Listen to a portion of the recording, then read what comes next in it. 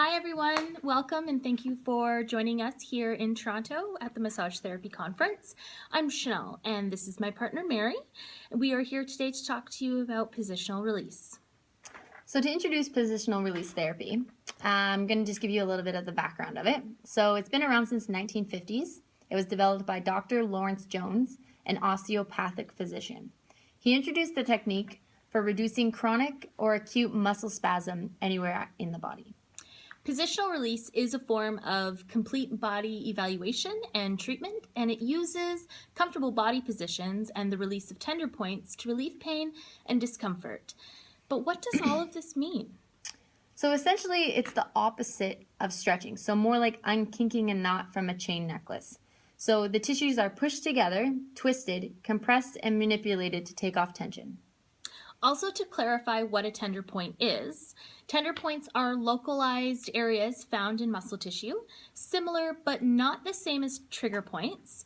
Only a tender point does not refer, radiate, or travel anywhere. So positional release therapy is also known as strain counter strain. So to explain this concept a little bit better, you can think about a client presenting with low back pain. So for example, an athlete was doing deadlifts in the gym and strained their low back. So initially the client injured their low back, but the hip flexors opposing the back are now counter strained. So therefore resulting in the opposing hip flexors needing to be released before addressing the low back pain.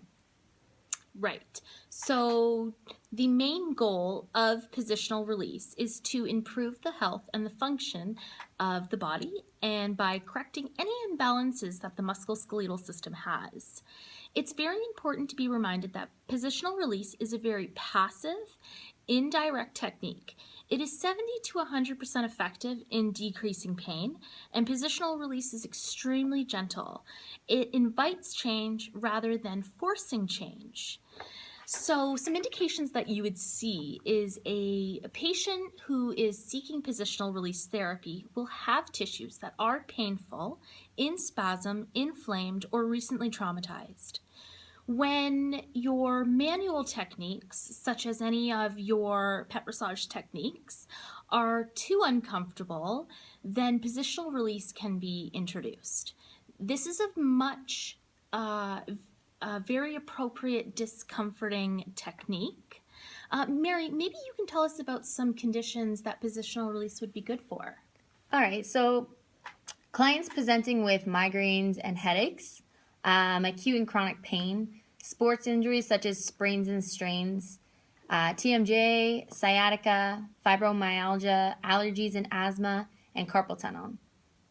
So some of the benefits of receiving positional release therapy would be to relieve pain in the joints, ligaments, and muscles, increase mobility and range of motion, improving circulation, and it helps with reflex and irritable bowel syndrome. Great. So a person seeking positional release therapy usually presents with pain, will have decreased range of motion, taut or tight bands, and you will see a lot of muscle guarding. Also, muscles that are spasmodic and inflamed or traumatized. Note that you can help treat inflammation through this type of therapy. As massage therapists, it is contraindicated to massage inflamed muscles. This adds a good addition to your scope of practice to be able to help treat and decrease the inflammation through positional release therapy. So positional release therapy is safe and effective for most patients because there's no force utilized. It's a very passive, pain-free therapy. However, there are a few general contraindications or conditions that prevent the use of positional release therapy, such as systemic malignancy, abdominal or thoracic aneurysms, acute rheumatoid arthritis, open wounds, sutures, healing fractures, hematomas, skin hypersensitivity, or infection. So the practitioner qualification requirements, so if you're a practitioner such as an RMT, physiotherapist, athletic therapist, chiropractor, etc., you can earn your certification as a positional release therapist by taking a few educational sessions in a classroom setting. followed by a successful completion of a written and oral practical examination. So once you pass the examination standards, you will become certified and you will be listed as a positional release therapist. There is a fee, so for the certification it costs between $200 and $300, and you're required to maintain certification involving a refresher every 3 years and pay an annual recertification fee of $50 a year. Great. So, in conclusion, to sum it up, positional release is a 90-second performance performed 3 to 5 times. Your patient is fully clothed, and it is about a half an hour treatment. So, we'd like to thank you for tuning in and listening to us talk about positional release.